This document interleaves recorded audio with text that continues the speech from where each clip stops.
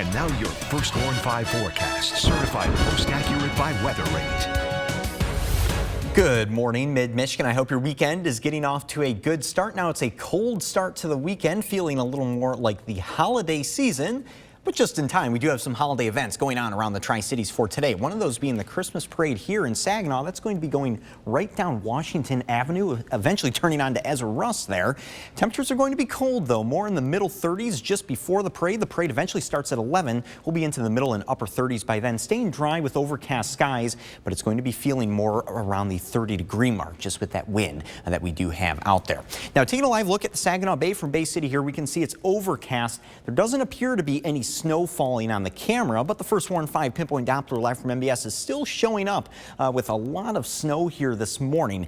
I do think a lot of this is elevated precipitation that's actually evaporating before it reaches the ground. I've been checking cameras and ground reports all over the area this morning and really haven't seen any reports of snow and haven't seen any snowflakes falling throughout the morning. So really the more quiet weather that we still have is because of high pressure, still mainly controlling our weather here off to the southeast. But on the first Warn 5 sky tracker, we're paying attention to this cold front off to our west. That's the one that's eventually going to be bringing us that chance of rain for tomorrow.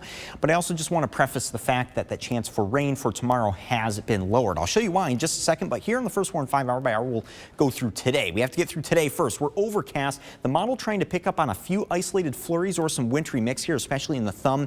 I think it's possible, but just like we're seeing this morning with all of that dry air in place, we really have to work through a lot of that. So I think if you even do see any precip today, it's going to be very short lasting, and I wouldn't expect any accumulations from that. Otherwise, we're dry into the overnight with overcast skies and cold. Once again, a high of 42 for today, feeling more like the 30s with that south-southwest wind at 10 to 20 miles per hour. Tonight, we have a low of 33 degrees, also feeling more like the upper 20s at times with that south-southwest wind at 5 to 10 miles per hour. So that rain chance for tomorrow, once again, lowered down to 40%, and the chance for snow on Monday lowered down to 30% here. Now, I think we'll still have the same theme where we have rain starting off, transitioning to snow as we go into Monday here, but the reason why that chance has been lowered is because of the conveyor belt system that we usually see in a typical low pressure system here. We have a warm conveyor belt that brings up warm air from the south. We have the cold conveyor belt on the back side of the low, but we also have the dry conveyor. That's what creates the dry slot. And as you'll see here on the wider look at the first Warn 5 hour by hour, the bulk of that rain will stay off to the east in Canada.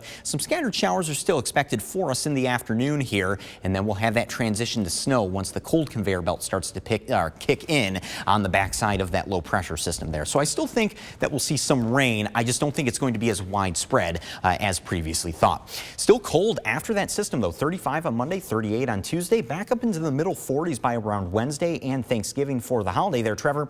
And we're still dry for the holiday, but we're keeping an eye on it.